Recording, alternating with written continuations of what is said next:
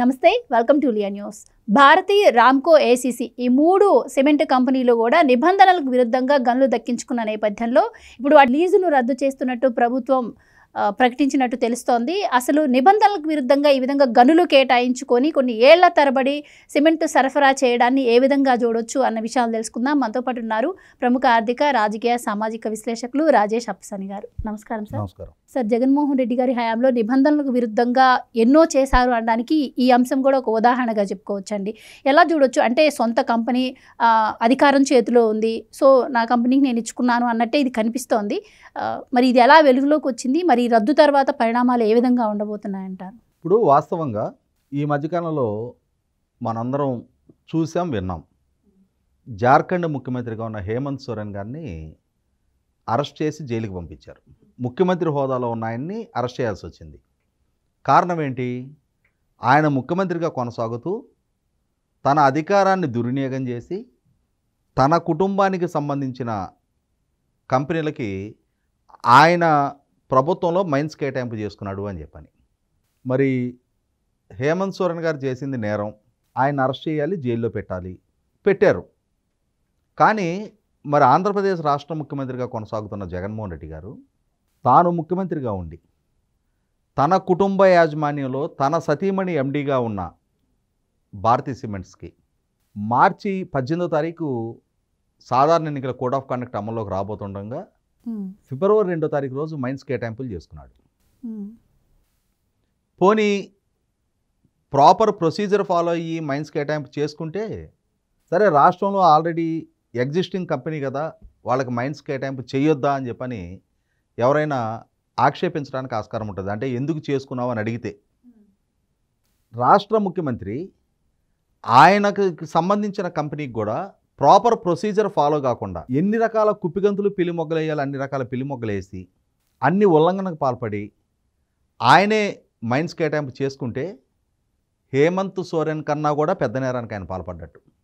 వాస్తవంగా అయితే ఈ తప్పుకి ఆయన పాల్పడ్డందుకు ముఖ్యమంత్రిగా ఆయన్ని ప్రాసిక్యూట్ చేసి అరెస్ట్ చేయాలి. ఇమ్మీడియట్గా రాష్ట్ర ప్రభుత్వం ఆ మైన్స్ కేటాయింపులను రద్దు చేసే చర్యలకి ఉపక్రమిస్తున్నట్టుగా వార్తలు వింటున్నాం మనం. వాటికి పరిమితం చేయకూడదు. అసలు ఒక్కసారి దీని మూలాల్లోకి వెళ్ళి మాట్లాడదాం. వీళ్ళ నాయన రాష్ట్ర ముఖ్యమంత్రిగా ఉన్న రోజుల్లో 2008వ సంవత్సరంలో రఘురామ్ సిమెంట్స్ అనే ఒక కంపెనీకి 500 ఎకరాలు ఒక గ్రామంలో, 235 ఎకరాలు ఇంకో గ్రామంలో సున్నప్రాయ గనులు కేటాయింపు చేశారు. సహజంగా ఏంటంటే ఒక కంపెనీకి మైన్స్ కేటాయింపులు చేసిన తర్వాత ఆ కంపెనీ విదిన్ 6 months పర్యావరణ అనుమతులు అట్లాగే మైనింగ్ చేయటానికి సంబంధించిన అనుమతులు పొందాలి. పొంది ఆపరేషన్స్లోకి వెళ్ళిపోవాలి. Within 6 months time, stipulated time ఉంది దానికి. అయితే జగన్మోహన్ రెడ్డి గారి ప్రభుత్వం 2008లో రఘురామ్ సిమెంట్స్ వాళ్ళకి మైనింగ్ కేటాయింపులు జరిగితే 2009లో జగన్మోహన్ రెడ్డి గారి ప్రభుత్వం కాదు, జగన్మోహన్ రెడ్డి గారి కుటుంబం ఆయన భారతీ సిమెంట్స్ పేరిట ఈ రఘురామ్ సిమెంట్స్ని టేక్ ఓవర్ చేశాడు. టేక్ ఓవర్ చేసినప్పుడు ఈ టేక్ ఓవర్ ప్రక్రియని మైనింగ్ డిపార్ట్మెంట్కి ఇన్ఫామ్ చేయాలి. మీరు సదరు కంపెనీకి కేటాయించిన కేటాయింపుల్ని మేము కొనుగోలు చేసాం, మా కంపెనీ పేరిట మేము ఇప్పుడు అనుమతులు తీసుకొని మేము మైనింగ్ బిగిన్ చేసుకుంటున్నామని చెప్పని తెలియజేసి అనుమతులు పొందాలి. కానీ అటువంటి ప్రక్రియ ఏం జరగల. ఈలోగా ఓబులాపురం మైనింగ్ ఇష్యూ దేశవ్యాప్తంగా సంచలనాత్మకంగా మారిన తర్వాత సుప్రీంకోర్టు తీర్పు మేరకు కేంద్ర ప్రభుత్వం ఒక విధానపరమైన నిర్ణయం తీసుకుంది. మేజర్ మైన్స్ అంటే ఈ ఐరన్ ఓర్ కానీ, కోల్ మైన్స్ కానీ, ఈ సున్నప్రాయ గనులు కానీ, బైరైటిస్ కానీ, లాటరైట్ గనులు కానీ, ఇటువంటి వాటిని ఆక్షన్ ద్వారా కేటాయింపులు జరగాలి అని చెప్పని 2015వ సంవత్సరంలో కేంద్ర ప్రభుత్వం ఒక విధాన నిర్ణయాన్ని తీసుకొచ్చింది. అంటే ఓన్లీ ఆక్షన్ ద్వారానే కేటాయింపులు చేయాలి. డైరెక్ట్గా వ్యక్తులకో సంస్థలకో ప్రభుత్వానికి వాళ్ళకు దరఖాస్తు చేసుకుంటే కేటాయింపులు చేయడానికి వీల్లేదు. మేజర్ మినరల్స్, సున్నప్రాయ కూడా మేజర్ మినరల్స్లోకి వస్తుంది. అయితే 2024 ఫిబ్రవరి 2వ తారీఖు రోజు కోడ్ ఆఫ్ కండక్ట్ అమలులోకి రావడానికి ఒక నెల రోజుల ముందు భారతీ సిమెంట్స్కి కేటాయింపులు చేసుకున్న జగన్మోహన్ రెడ్డి గారి ప్రభుత్వం ఈ ఆక్షన్ అనే ప్రొసీజర్ని ఫాలో కాకుండా ముందుగా ఏసీసీ వాళ్ళకి కేటాయింపులు చేసుకున్నారు. ఏసీసీ వాళ్ళకి చేసిన కేటాయింపులను చూపించి అదే ప్రొసీజర్ ఫాలో అవుతున్నాము అని చెప్పని జగన్మోహన్ రెడ్డి గారి కంపెనీ కూడా సేమ్ అదే ప్రాసెస్లో, అంటే ఏసీసీ వాళ్ళకి ఆక్షన్ చేయలే, రామ్కో వాళ్ళకి ఆక్షన్ చేయలే, భారతీ సిమెంట్స్కి ఆక్షన్ చేయలే. ఆక్షన్ చేయకుండా ప్రభుత్వ పరంగా డైరెక్ట్గా కేటాయింపులు చేసేశారు. ఇది కేంద్ర ప్రభుత్వం దృష్టికి వెళ్ళింది. కేంద్ర ప్రభుత్వం ఇన్ని వందల ఎకరాల మైన్స్ కేటాయింపులు చేసేటప్పుడు కేంద్ర ప్రభుత్వం తీసుకొచ్చిన విధాన నిర్ణయానికి వ్యతిరేకమైన పాలసీ డెసిషన్కి ఎగనిస్ట్గా ఒక ప్రభుత్వం ఆ మైన్స్ కేటాయింపులు చేసినప్పుడు ఆ కేటాయింపులను రద్దు చేయమని చెప్పని, అంటే వాళ్ళ దృష్టికి వచ్చిన తర్వాత వాళ్ళు ఎంక్వైరీ చేశారు. రాష్ట్ర ప్రభుత్వం నుంచి ఈ ప్రాసెస్ జరిగిన డీటెయిల్స్ మొత్తం తెప్పించుకున్నారు. తెప్పించుకున్న తర్వాత ఇక్కడ గమనించుకోవాల్సింది ఏంటంటే, ఎప్పుడైతే 2009 సంవత్సరంలో భారతీ సిమెంట్స్ టేక్ ఓవర్ చేసిందో 2016 సంవత్సరంలోనే చంద్రబాబు నాయుడు గారి ప్రభుత్వమే ఈ కేటాయింపులు 6 నెలలలోపు స్టిపులేటెడ్ టైంలోపు ఈ అనుమతులు పొందలేదు అన్న సాంకేతిక కారణం బేస్ చేసుకొని 2016లో ఆ మైనింగ్ కేటాయింపులు రద్దు చేశారు. రద్దు చేస్తే జగన్మోహన్ రెడ్డి గారి సంస్థ హైకోర్టుని అప్రోచ్ అయ్యి స్టేటస్కో తెచ్చుకున్నారు వాళ్ళు. అంటే రాష్ట్ర ప్రభుత్వం తీసుకున్న రద్దు నిర్ణయం మీద వాళ్ళకు అనుకూలమైన నిర్ణయం వాళ్ళు తెచ్చుకోగలిగారు. సరే తెచ్చుకున్నావు, 2019 మే 30 నువ్వు ముఖ్యమంత్రికి అధికారంలోకి వచ్చావు కదా. ముఖ్యమంత్రికి అధికారంలోకి వచ్చిన తర్వాత పారదర్శకంగా నువ్వు ఓపెన్ ఆక్షను ప్రభుత్వ పరంగా పిలిపించుకొని, ఆల్రెడీ మీ సంస్థ అక్కడ ఎగ్జిస్టింగ్ సంస్థ కొనసాగుతూ ఉంది.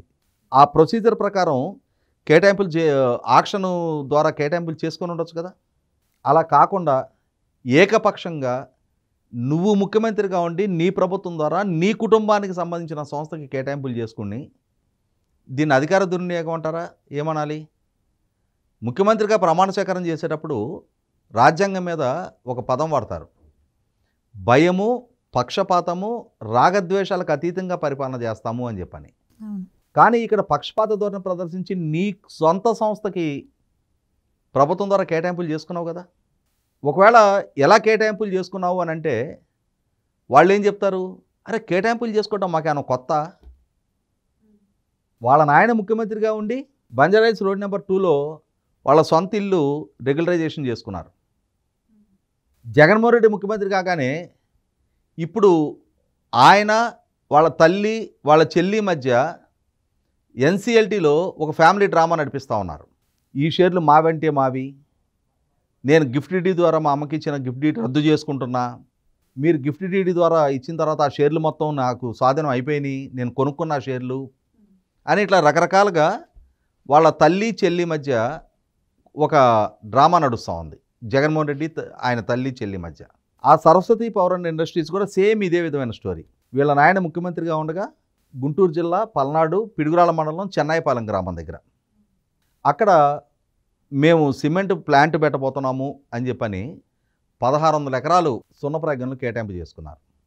సరే వడ్డించేవాడు మనవాడు, కడబంతిన అందులేమని చెప్పని మా నాయనే ముఖ్యమంత్రి, మాకు కాకుంటే ఎవరు కేటాయింపులు చేస్తారని చెప్పని ముందుగానే రైతుల దగ్గర నుంచి నయానో భయానా భూములు మొత్తం కారు చౌకగా కొనేసుకున్నారు వాళ్ళు. రైతాంగం అడిగారు, మీరు ఇక్కడ ఇప్పుడు మా భూములు మొత్తం కొనుగోలు చేస్తున్నారు, రేపటి నుంచి మా లైవ్లీహుడ్ పరిస్థితి ఏంటి అని చెప్పని. అరే మీకేం ఇబ్బంది లేదు, మీ పిల్లలందరికీ ఇక్కడ ఉద్యోగాలు ఇస్తామని చెప్పారు. సరే రైతులు కూడా సరే మన ప్రాంతంలో ఒక పరిశ్రమ వస్తుంది, మన పిల్లలకు ఉద్యోగాలు దొక్కుతాయి కదా అని చెప్పని ₹1,00,000 వీళ్ళు ఆఫర్ చేసింది ఆ రోజు.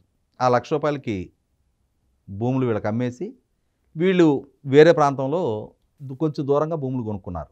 అయితే 8 సంవత్సరాల కాలం గడిచిపోయింది.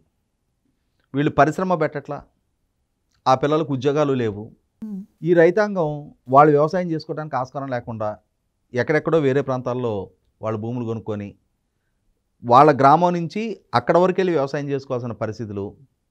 ఈ నేపథ్యంలో 2014లో మళ్ళీ చంద్రబాబు నాయుడు గారి ప్రభుత్వం అధికారంలోకి వచ్చిన తర్వాత రైతాంగం ఈ కంపెనీని ఒక వేడుకోలు, ఒక అభ్యర్థన రైతాంగం నుంచి వాళ్ళకి వెళ్ళింది ఏంటి అంటే, మీరు మా పిల్లలకు ఉద్యోగాలు ఇస్తాము అని చెప్పని మా భూములు తీసుకున్నారు, మీరు కంపెనీ పెట్టడంలా, మీరు ఏ రోజు కంపెనీ పెడితే అప్పటి వరకు ఆ భూములు మేము పండించుకుంటామని అడిగారు అని వాళ్ళు వెళ్ళి ఆ భూములు దున్నుకోవటం మొదలుపెట్టారు.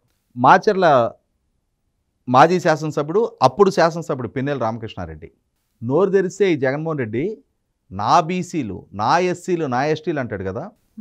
ఆ చెన్నాయపాలెం గ్రామస్తులు ఎక్కువ మంది యాదవ సామాజిక వర్గీయులు, బీసీలు, చిన్న సన్నకారు రైతులు. వాళ్ళ భూములు తీసుకొని నీ భూములే, వాళ్ళ భూములేం మావంటల్లా, నువ్వు ఖాళీగా పెట్టుంచావు అక్కడ. వ్యవసాయం చేసుకో, ఎకరానికి ఎంత కౌలు తీసుకో. కానీ వాళ్ళు ఆ భూముల్లోకి వచ్చారు అని చెప్పని ఆ పిన్నెల రామకృష్ణారెడ్డి ట్రాక్టర్లతోటి మంది మార్బలాన్ని తీసుకొని వచ్చి రైతాంగం తలలు పగలగొట్టారు. అటువంటి పరిస్థితుల్లో చంద్రబాబు నాయుడు గారి ప్రభుత్వం ఆ మైనింగ్ లీజులు రద్దు చేసింది. 30 సంవత్సరాలు లీజ్ పీరియడ్ ఉండేది. అప్పటికి 8 ఏళ్ళు గడిచిపోయింది, మీరు పరిశ్రమ పెట్టడం లేదు అని చెప్పని అనుమతులు రద్దు చేసింది. 2019లో ఈయన వచ్చాడు అధికారంలోకి. ఈయన రాగానే ఇందాకే చెప్పుకున్నట్టుగా ఆయనే ముఖ్యమంత్రి, ఆయన కుటుంబ యాజమాన్యానికి సంబంధించిన సంస్థ, దానికి మైనింగ్ అనుమతులు మళ్ళీ పునరుద్ధరించుకున్నాడు. లీజ్ పీరియడ్ అప్పుడు 30 ఏళ్ళు ఉంటే 50 ఏళ్ళు చేసుకున్నాడు. తర్వాత కృష్ణానది నుంచి నీటి కేటాయింపులు చేసుకున్నాడు. హేమంత్ సోరెన్ చేసిన నేరం ఏంటి, జగన్మోహన్ రెడ్డి చెయ్యని నేరం ఏంటి?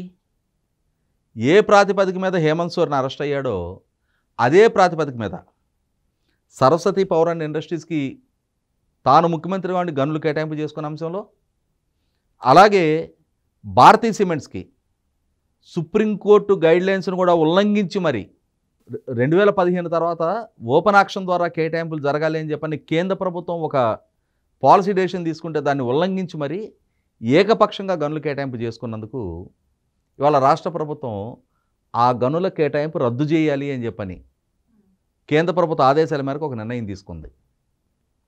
ఇప్పుడేమంటారు, అరే రాష్ట్ర ప్రభుత్వం మా మీద కక్ష సాధింపు చర్యలకు పాల్పడుతుంది అని చెప్పని రేపు చూస్తాం మనం. వైసీపీ సోషల్ మీడియాలో, వాళ్ళ సొంత మీడియాలో హోరెత్తిస్తారు. చంద్రబాబు నాయుడు గారి ప్రభుత్వం రాష్ట్రంలో పారిశ్రామికవేత్తలను ఇబ్బంది పెడుతుంది అని చెప్పని. పారిశ్రామికవేత్తలను ఇబ్బంది పెట్టడంలా ఆశ్రిత పక్షపాతంతో అధికార దుర్వినియోగానికి పాల్పడి ఒక ప్రభుత్వం తప్పుడు విధానాలతో తప్పుడు కేటాయింపులు చేసుకుంటే దాన్ని చక్కదిద్దాల్సిన బాధ్యత కూడా ప్రభుత్వాల మీదే ఉంటుంది. నీ పరిశ్రమకి రైట్ రాయల్గా ప్రభుత్వం నుంచి కేటాయింపులు చేసుకో, ప్రాపర్ ప్రొసీజర్ ఫాలో కా. అంటే రాబోయే 30 ఏళ్ళు నేనే అధికారంలో ఉంటా, 30 ఏళ్ళ తర్వాత రాజెవడో రెడ్డి ఎవడో, ఈలోపు నా సంస్థకి కావాల్సినంత సున్నప్రాయి నేను తవ్వుకుంటా అనే కండకావరంతో, అహంకారంతో, బరితెగింపుతో చేసిన కేటాయింపులు అవి. ఒక సగటు సామాన్యుడు రోడ్డు మీద వెళ్ళేటప్పుడు హెల్మెట్ పెట్టుకోకపోతేనే అతని మీద కేసు రాస్తున్నారు, జరిమానా విధిస్తున్నారు కదా. ఒక ప్రభుత్వమే పాలకుడి కుటుంబ యాజమాన్యంలో ఉన్న సంస్థకి మరి ఈ రకమైన ఉల్లంఘనకు పాల్పడి కేటాయింపులు చేసినప్పుడు దాని విషయంలో ప్రభుత్వ పరంగా కఠినమైన చర్యలు కనుక తీసుకోకుండా ఉంటే ఏమని సంకేతం ప్రజలకు ఇచ్చినట్టు?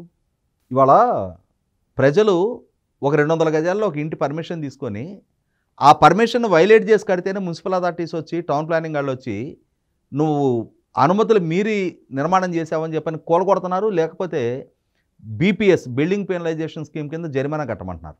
అంటే సామాన్యుడికే చట్టాలు వర్తిస్తాయా?